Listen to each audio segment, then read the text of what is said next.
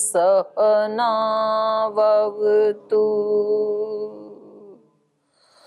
सहनौ भुनक्तु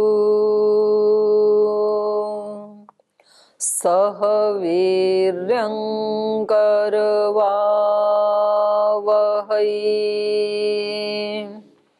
तेजस्विनावधीतमस्तु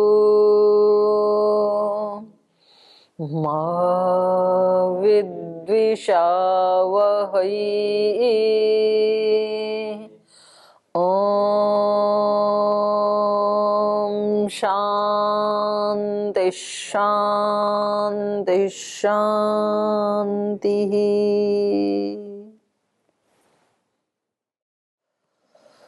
चतुर्थ पाद पढ़ रहे हैं हम वेदांत दर्शन का,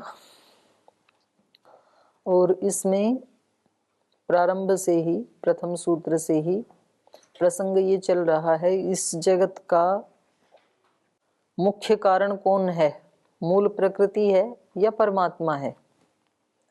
तो यहाँ पर इन चारों पांच सूत्रों में ये खंडन किया गया है कि मूल प्रकृति इस जगत की सृष्टि का कारण नहीं हो सकती है, बल्कि ब्रह्म ही उसका मूल कारण है।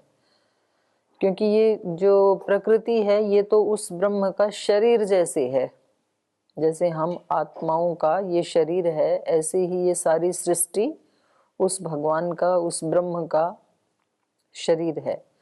तद अधीनत्वात् अर्थवत, क्योंकि ये जड़ होने के कारण उसके अधीन होने से ही सार्थक होगी। और जेयत्व अवचनाच, कहीं भी अध्यात्म ग्रंथों में प्रकृति को जेय नहीं माना है, मोक्ष के लिए इसको जेय नहीं माना। और कोई पूछे कि जी नहीं, ऐसा वर्णन कठोपनिषद में मिलता है, वो तो प्रकृति पे भी घटता है, अशब्दम स्पर्शम आदि, तो हम ऐसा मान लेते हैं कि इसको भी जेय माना है। तो इसका उत्तर दिया कि नहीं, वहां इसको प्रकृति को आप उन विशेषणों से, ये विशेषण प्रकृति में घटित होते हुए भी उस प्रमाण से आप प्रकृति का ग्रहण इसलिए नहीं कर सकते हैं क्योंकि वहां पर तो प्रसंग ही नहीं चल रहा है, वहां तो प्रश्नोत्तर का प्रसंग चल रहा है। नचिकेता ने 3 प्रश्न पूछे, तो तीनों में कहीं भी मूल प्रकृति का कोई संबंध ही नहीं, पूछा ही नहीं उन्होंने मूल प्रकृति के बारे में, तो इसलिए वहां भी इसको ग्रहण नहीं कर पाएंगे। बल्कि वहां तो प्रकृति ही नहीं, अशब्दम स्पर्शम आदि तो तीनों के ऊपर घटित होते हैं, जीव, प्रकृति, ब्रह्म। लेकिन वहां पर ग्रहण किसका होगा, केवल ब्रह्म का ही होगा, क्योंकि जीव तो पूछ ही रहा है वहां पर वो प्रश्न, और मूल प्रकृति का वहां उन्होंने कोई चर्चा ही नहीं की। तो इसलिए ये जो कहा गया है अशब्दम अस्पर्शम, यमाचार्य के द्वारा ये ब्रह्म का ही स्वरूप नचिकेता को बताया है। अब इस जगत का कारण ब्रह्म ही है, मूल प्रकृति नहीं है, इसका एक अन्य हेतु दे रहे हैं। महद्वच्च, महद का अर्थ है महत वाला, महत्वत, वतुप प्रत्यय। महद्वत च यच्च अशब्दम अस्पर्शम अरूपम अव्ययम तथा अरसम नित्यम अगंधवच्च यत् अनाद्यनंतम महत परम, यहाँ पर महत शब्द आया ना, महत परम ध्रुवम निचाय्य तन मृत्यु मुखात प्रमुच्यते। तो कह रहे हैं इस प्रमाण में, कठोपनिषद के इन वाक्यों में जो महत शब्द आया, अनाद्यनंतम महत परम, अत्र महत परम उक्तम तदत्र महत शब्दो महत्वत इति विज्ञेयम्। तो सूत्र का अर्थ क्या हो जाएगा, ये प्रमाण में जो कहा महत परम, महत परम का अर्थ क्या है। अगर हम इन्होंने जो पूर्व पक्षी ने ये प्रमाण दिखाया तो इनका कहना क्या था, महत परम माने महतत्व से परे अर्थात मूल प्रकृति। और ये जो इसका समाधान कर रहे हैं ये क्या कह रहे हैं, महत परम माने महत्वत परम। महत्वत परम का मतलब क्या है, महत परिमाण वाले जो आकाश आदि हैं उनसे भी वो परे है, उनसे भी वो सूक्ष्म है।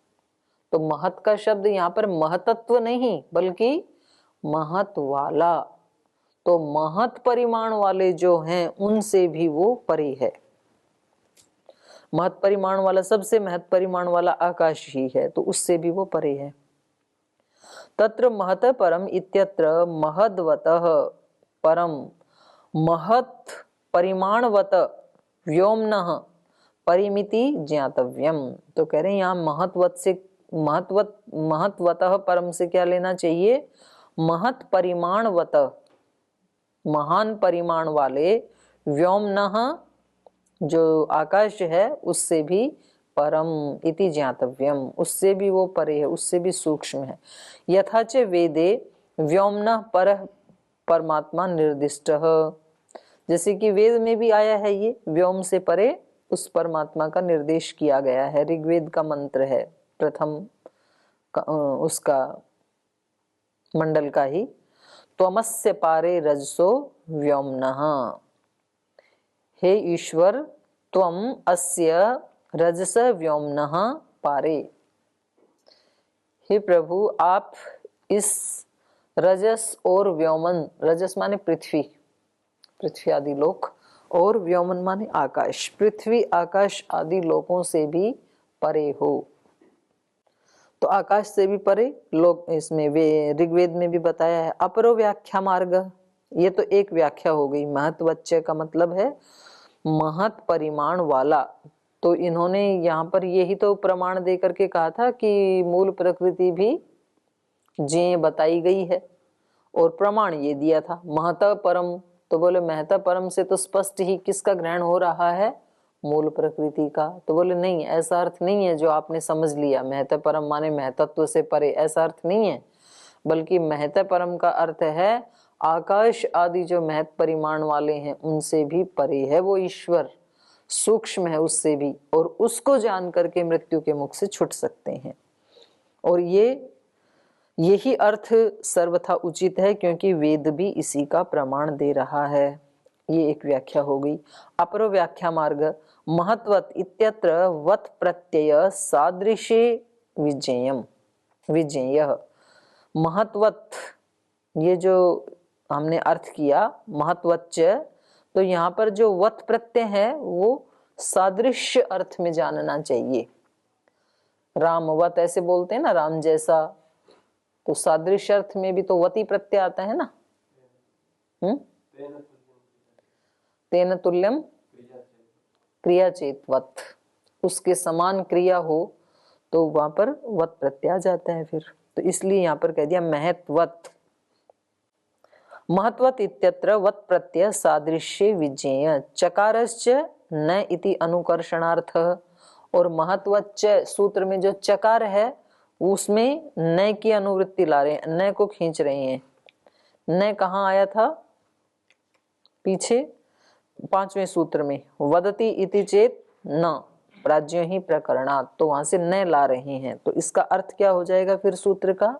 तदा सूत्रस्य अयम अर्थो जातो यत् अव्यक्तम प्रधानम न जगत जन्मादे स्वतंत्रम कारणम मोक्षार्थम वा जेयम, कि ये जो अव्यक्त है, प्रधान है, वो जगत के जन्म आदि का स्वतंत्र रूप से कारण नहीं है, या मोक्षार्थम वा न जेयम, या मोक्ष के लिए उसको स्वतंत्र रूप से मूल प्रकृति को जानने की आवश्यकता नहीं है। कथम, कैसे?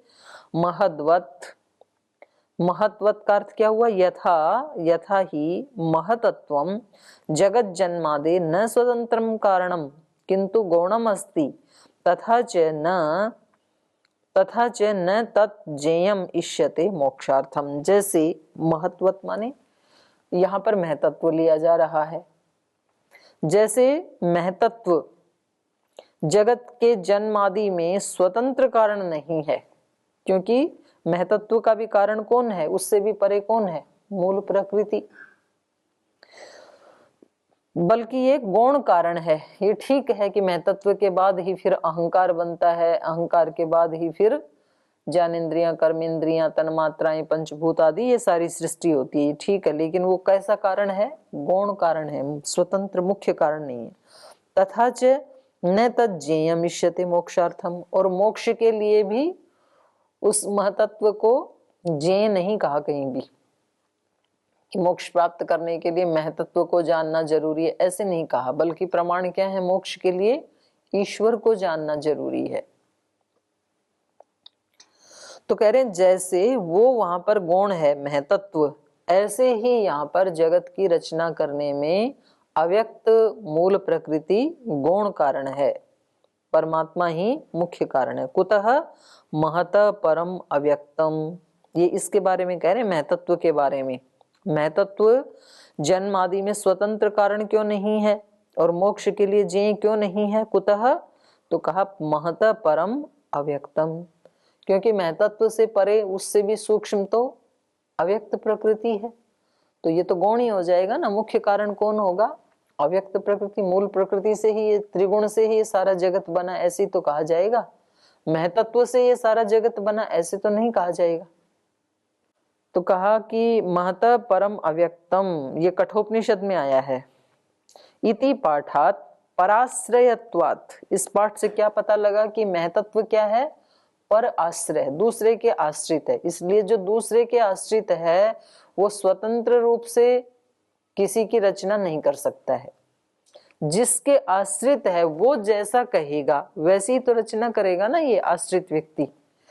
तो कह रहे हैं इति पाठात पराश्रयत्वात्, दूसरे के आश्रित होने से, ये स्वतंत्र कारण नहीं है। जैसे महतत्व, ऐसे ही मूल प्रकृति भी किसके आश्रित है?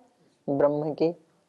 तो इसलिए वो भी स्वतंत्र रूप से जगत के जन्म आदि में कारण नहीं बन सकती है। उसी को कह रहे हैं इति पाठात पराश्रयत्वात् तद्वत् खलु महत्वत्, महत्वत् माने महतत्ववत्, जो महतत्व है उसके समान, महतत्वम इव तद अव्यक्तम प्रधानम अपि जगत जन्मादेर न स्वतंत्रम कारणम। तो जैसे महतत्व स्वतंत्र कारण नहीं है सृष्टि की रचना में, वैसे ही ये मूल प्रकृति, जिसको हम प्रधान भी कहते हैं, वो भी इस जगत आदि के जन्म आदि में स्वतंत्र कारण नहीं है, किंतु गौणम एव इति, बल्कि गौण कारण ही है। नापि मोक्षार्थम जेयम भवितुमर्हति, और मोक्ष के लिए ये मूल प्रकृति जेय भी नहीं हो सकती है। यथा ही महत परम अव्यक्तम निर्दिष्टम तथा अव्यक्तात् पुरुषः पर इति उक्तत्वात्। क्यों नहीं है जेय? बोले जेय तो जैसे वहां पर महतत्व जेय नहीं है, बल्कि कौन जेय है? मूल प्रकृति, क्योंकि वो उसका भी कारण है ना। तो ऐसे ही मूल प्रकृति से भी ज्यादा सूक्ष्म ब्रह्म है, इसलिए वो ब्रह्म ही जानने के योग्य है। तो उस उदाहरण से बता दिया इसको। यथा ही महत परम अव्यक्तम, जैसे महतत्व से परे अव्यक्त मूल प्रकृति निर्दिष्टम बताई गई है, तथा वैसे ही अव्यक्तात् पुरुषः इति, ऐसे ही अव्यक्त या मूल प्रकृति से भी परे, परे माने सूक्ष्म, सूक्ष्म कौन है? ब्रह्म। इति उक्तत्वात् अव्यक्तात् पुरुषः परः, ये कठोपनिषद का प्रमाण दे दिया। कठोपनिषद ने कहा है अव्यक्त अर्थात मूल प्रकृति से भी परे वो ब्रह्म है। अव्यक्तस्य पुरुष परत्वात् महतत्ववत् पर आश्रयत्वात्। तो कह रहे हैं यहाँ पर अव्यक्तस्य जो मूल प्रकृति है इसके पुरुष परत्वात्, मूल प्रकृति के परे पुरुष के होने से, मूल प्रकृति से भी सूक्ष्म पुरुष के होने से, अर्थात महत्ववत्, जो महतत्व है उसके समान, पराश्रयत्वात्, दूसरे के आश्रित होने से। तो दो हेतु दे दिए ना यहाँ पर। पहला हेतु, जैसे महतत्व से भी सूक्ष्म मूल प्रकृति है, ऐसे ही मूल प्रकृति से भी सूक्ष्म ईश्वर है। जैसे महतत्व मूल प्रकृति के आश्रित है, वैसे ही मूल प्रकृति भी ब्रह्म के आश्रित है। तो दो हेतु दे दिए। महतत्ववत् पर आश्रयत्वात् पुरुषः परो अव्यक्तात् इति कथनात्, ये जो पुरुष है, चेतन है, ये अव्यक्तात् पर ये मूल प्रकृति से भी सूक्ष्म, उससे भी परे है। इति कथनात्, इस कथन से, तस्य पुरुष अधीनत्वात् न अव्यक्तम जगत जन्मादे स्वतंत्रम कारणम। तो कह रहे हैं इसी प्रकार से पुरुषः परो अव्यक्तात्, पुरुषः परो अव्यक्तात् इति कथनात्, पुरुष जो है अव्यक्त से भी परे है, इस कथन से, तस्य पुरुष अधीनत्वात्, उस चेतन पुरुष के, ब्रह्म के अधीन होने से, न अव्यक्तम जगत जन्मादे स्वतंत्रम कारणम, तो ये अव्यक्त प्रकृति जगत आदि के जन्म का स्वतंत्र रूप से कारण नहीं है।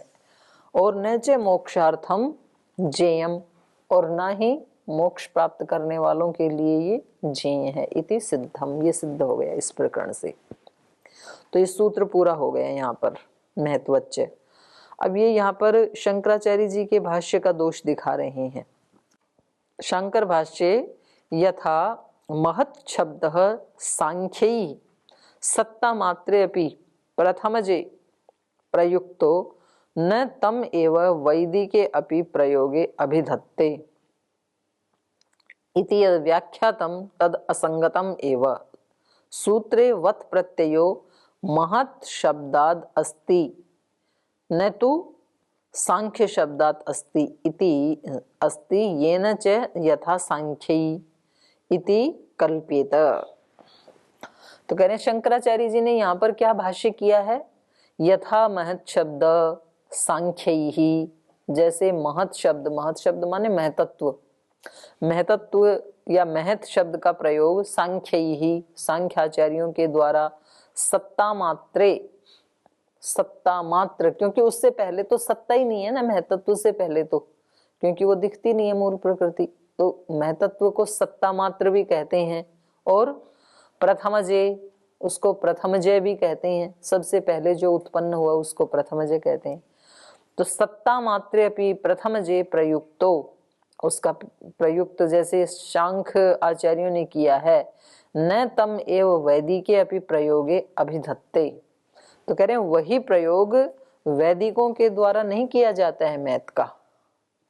सांख्याचार्यों ने महत् का अर्थ क्या बताया, महत् का अर्थ महतत्व, सांख्याचार्यों ने क्या बताया महत् का अर्थ, बुद्धि तत्व, महत् तत्व। लेकिन वेद में ऐसा नहीं आता है, वैदिकों ने महत् का अर्थ क्या किया है, महान परिमाण वाला, उन्होंने महत् का अर्थ किया है सत्ता मात्र, महतत्व, प्रथमज, ये अर्थ किए हैं सांख्याचार्यों ने। वो आचार्य, वही अर्थ महत् शब्द के वैदिक आचार्यों ने नहीं किए। वैदिक वाले महत् का अर्थ क्या करते हैं, महत् परिमाण वाला, विराट। न तम एव वैदिके भी प्रयोगे अभिधत्ते इति यद व्याख्यातम, बोले ये जो व्याख्या की है ना शंकराचार्य जी ने, तद असंगतम एव, वो उचित नहीं है, क्योंकि सूत्रे वत् प्रत्ययो महत् शब्दात् अस्ति, क्योंकि सूत्र में जो वत् प्रत्यय है वो किसके साथ जुड़ा हुआ है, महत् के साथ, महत् वच्च ऐसे है ना। तो अर्थ करते समय आपने, शंकराचार्य जी ने वत् प्रत्यय किसके साथ लगा दिया, सांख्य के साथ लगा दिया। सांख्यवत् न वैदिके, सांख्यों की तरह वैदिक नहीं मानते हैं, ऐसे कर दिया ना उन्होंने। वत् प्रत्यय को महत् से हटा करके किसके साथ लगा दिया, सांख्य के साथ, सांख्यों के साथ लगा दिया कि सांख्य दर्शन को मानने वाले सांख्यवत् ऐसे कर दिया, सांख्यों के समान। वैदिक महत् शब्द का अर्थ ऐसा नहीं लेते हैं जो सांख्याचार्य लेते हैं। तो कह रहे हैं ये उचित नहीं है, माने वत् प्रत्यय को वहां से हटा के सांख्य के साथ जोड़ देना, सांख्याचार्यों के साथ जोड़ देना, ये उचित नहीं है। सूत्रे वत् प्रत्ययो महत् शब्दात् अस्ति, सूत्र में तो जो वत् प्रत्यय वो महत् के साथ है। न तो सांख्य शब्दात्, सांख्य शब्द से थोड़ी सांख्यवत ऐसे थोड़ी ना सूत्र बनाए हैं। न तो सांख्य शब्दात् अस्ति, ये न जिससे कि यथा सांख्यी, जैसे सांख्य वाले मानते हैं वैसा वेद वाले नहीं मानते, ये अर्थ जो कर रहे हैं शंकराचार्य जी, ये उचित नहीं है। ठीक है। आगे का चमस्वद अविशेषात। यज्ञ में यजमान के चमस की तरह, चमचे की तरह, चम्मच की तरह प्रकृति को कारण मान सकते हैं। यज्ञ में कारण कौन होता है? चम्मच कारण होती है क्या? यज्ञ करते हैं तो कारण कौन होता है? चम्मच होती है, यजमान होता है, और पुरोहित आदि हैं वो होते हैं। तो बहुत सारी चीजें होती है ना। कोई कहे भाई इस चम्मच ने 101 आहुतियां डाल दी आज, ऐसे हम यदि बोलें तो ये क्या, कौन सा कथन है? गौण कथन है। ये चम्मच ने आहुति नहीं डाली, किसी चेतन ने डाली है। तो ऐसे जो कथन होते हैं वो गौण होते हैं। तो यहाँ पर भी अगर कहीं ऐसे लगे कि भाई इस प्रकृति से ये सारा जगत, त्रिगुण से सारा जगत बन गया, त्रिगुण ने सारे जगत की रचना कर दी, अगर ऐसा कहीं मिल भी जाए वर्णन, तो वो कैसा वर्णन है? चमस्वत, चम्मच की तरह से है, वो गौण कथन है, वो अविशेषात, विशेष कथन नहीं है, सामान्य कथन होने से। यत्र क्वचित अध्यात्म ग्रंथे प्रकृति जगत जन्मादे कारणम कर्तृत्वेन आभासते अजाम एकाम लोहित शुक्ल कृष्णाम बह्वी प्रजा सृजमानाम स्वरूपाः। ये श्वेताश्वतर का इन्होंने उदाहरण दिया है। कह रहे कहीं आध्यात्मिक ग्रंथों में प्रकृति को जगत के जन्म आदि का कारण कर्तृत्व रूप में, कर्ता के रूप में कहीं कहा भी जाता है, कहीं आभासित भी होता है। तो वो कहाँ क्या होता है? गौण कथन होता है। जैसे कि यहाँ पर श्वेताश्वतर में दिया इन्होंने, एकाम अजाम लोहित शुक्ल कृष्णाम बहवी प्रजा सृजमानाम स्वरूपाः। एक ऐसी अजा है जो लोहित शुक्ल और कृष्ण रंग वाली है, और बहवी प्रजा सृजमानाम, और बहुत सारी प्रजाओं का सृजन कर रही है, सृजन करती हुई। स्वरूपाः, कैसा सृजन? अपने ही रूप जैसा। तो ये कौन है सृजमाना? सृजन कौन कर रही है? प्रकृति। तो प्रकृति किस रूप में कही? यहाँ पर कर्ता के रूप में, कर्तृत्व भाव से आभासित हो रही है ना। तो भाई ये सारी रचना अपने ही जैसी त्रिगुणात्मक सारी सृष्टि का सृजन कर रही है, अपने ही रूप जैसी। तो यहाँ तो क्या दिखाई दे रहा है? स्पष्ट ही प्रकृति का कर्तृत्व, प्रकृति ही ये सारा सृजन कर रही है, ये दिखाई दे रहा है ना इस प्रमाण से। और अजा का अर्थ बकरी भी होता है। कैसी बकरी? 3 रंग वाली, लोहित शुक्ल कृष्ण। और बकरी से फिर खूब सारे बच्चे बच्चियां पैदा हो रहे हैं उसी के जैसे, चितकबरे, चितकबरी बकरी और चितकबरे बच्चे बच्चियां। तो यहाँ अजा का मतलब है जिसका जन्म नहीं होता, जो नित्य है, प्रकृति। इत्यत्र तु खलु प्रकृत्याख्यम अव्यक्तम जगत जन्मादे कारणम भवतु किल चमस्वत। कह रहे यहाँ पर जो प्रकृति या अव्यक्त को जो जगत के जन्म आदि का कारण कहा जा रहा है या देखा जा रहा है, ये कारण कैसा है? चमस्वत, चम्मच के समान, गौण कथन। यथा ही यज्ञस्य कर्ता यद्यपि यजमानः स्वतंत्रम यज्ञस्य कारणं भवति, तथापि चमसोपि हव्य पदार्थस्य प्रक्षेपण साधनत्वेन किं वा आधार साधनत्वेन यज्ञस्य कारणं भवति। तो कह रहे हैं जैसे यद्यपि यज्ञ का कर्ता कौन होता है? यजमान। वो स्वतंत्र रूप से यज्ञ का कारण होता है, क्योंकि यजमान नहीं है तो यज्ञ होगा ही नहीं। तथापि, फिर भी, चमसो अपि हव्य पदार्थस्य प्रक्षेपण साधनत्वेन, लेकिन फिर भी चम्मच, क्योंकि वो जो भी आहुति देगा, हव्य पदार्थ देगा, तो उसका साधन तो चम्मच ही बनता है। तो हव्य पदार्थस्य प्रक्षेपण साधनत्वेन किं वा आधार साधनत्वेन, और साधन भी नहीं बल्कि मुख्य साधन है, क्योंकि चम्मच ही नहीं है तो अपनी हव्य देगा किसमें? तो मुख्य साधन होने के कारण यज्ञस्य कारणम भवति, तो उसी को यज्ञ का कारण मान लिया जाता है, चम्मच को ही, क्योंकि वो मुख्य साधन है। परंतु जैसे कुल्हाड़ा आदि होता है ना, मुख्य साधन लकड़ी फाड़ने का, इस कुल्हाड़े ने इतनी लकड़ियां फाड़ दी आज, तो कुल्हाड़े ने नहीं फाड़ी, कुल्हाड़े वाले ने फाड़ी, लेकिन गौण कथन होता है, कभी वो बहुत पैना है, बहुत हल्का है, तो उसकी प्रशंसा करने के लिए ऐसा बोल दिया जाता है कि ये देख रहे हैं कुल्हाड़ा, इसने आज इतनी लकड़ियां फाड़ डाली, इतना अच्छा है ये। तो ये गौण कथन है, क्योंकि वो आधार साधन है, मुख्य साधन है। परतंत्रम एवं कारणम, लेकिन वो चम्मच कैसा कारण है? परतंत्र ही है, यजमान के आश्रित है। तद्वत अविशेषात कारणत्व सामान्य धर्मात् अव्यक्तम प्रकृत्याख्यम अपि भवतु परतंत्रम जगत जन्मादि कारणम न तो स्वतंत्रम मोक्षार्थम व जेयम इति। तो कह रहे हैं उसी प्रकार से तद्वत अविशेषात कारणत्व, उसी प्रकार से सामान्य रूप से कारणत्व है इसका, किसका? अव्यक्तम प्रकृत्याख्यम अपि भवतु, जो अव्यक्त या प्रकृति, मूल प्रकृति जिसका नाम है, संज्ञा है, वो भी सामान्य कारण हो सकती है जगत के जन्मादि में। परतंत्रम जगत जन्मादि कारणम, वो ईश्वर के अधीन होकर के ही, परतंत्र होकर के ही जगत के जन्मादि का कारण बनती है। न तो स्वतंत्रम मोक्षार्थम व जेयम इति, बल्कि स्वतंत्र रूप से वो इस जगत के जन्मादि का कारण नहीं बनती है, या फिर मोक्ष के लिए जेय भी नहीं बनती है। अथ अन्य व्याख्या मार्ग, ये तो एक इसकी व्याख्या हो गई। अब दूसरी व्याख्या कर रहे हैं, तो ये व्याख्या फिर कल पढ़ेंगे। हो गया समय आज तो।